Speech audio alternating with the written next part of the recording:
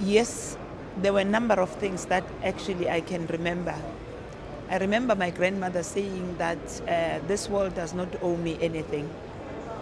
And I remember when I was in substandard Sabi, the old Sabi, I came from a very, very poor family.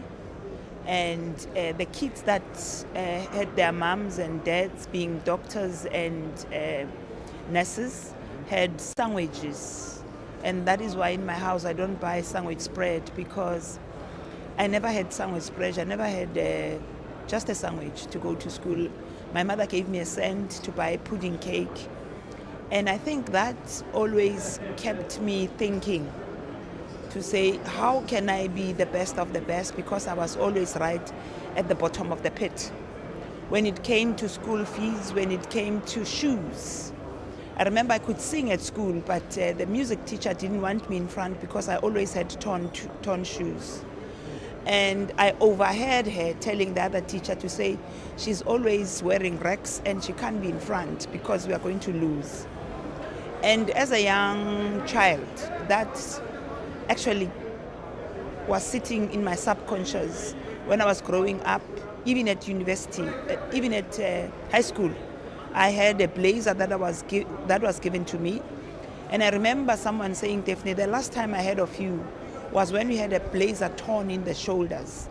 And for me, everything that I did was to say, how can I make things better for other people? Because as I was growing up, things were always donated to me: shoes for Christmas, clothes, food, anything. And for me to write matric, somebody gave me 80 cents because at the time we were paying 80 cents as exam fee. And I always thought, what is it that I can do to be the best of the best, to be better, to belong somewhere? So I always felt that I didn't belong anywhere. And I think that's what inspired me to be who I am today. And I also looked at the community to say, communities, I used to go next door when they're eating meat, we didn't have it. We always had your butter bean soup. And if I go, I get a piece. And I always knew that it means, therefore, that I had to do something that is long-lasting. And I vowed when I got my firstborn that my children will never go through what I went through. So then, you obviously landed your first job. How did you get that? And how did it help you to actually get to where you are today? I landed my first job. I became a cashier at OK, and then I moved to CNA. Because I was bright, I was always in trouble, and that shaped me to become actually a shop steward.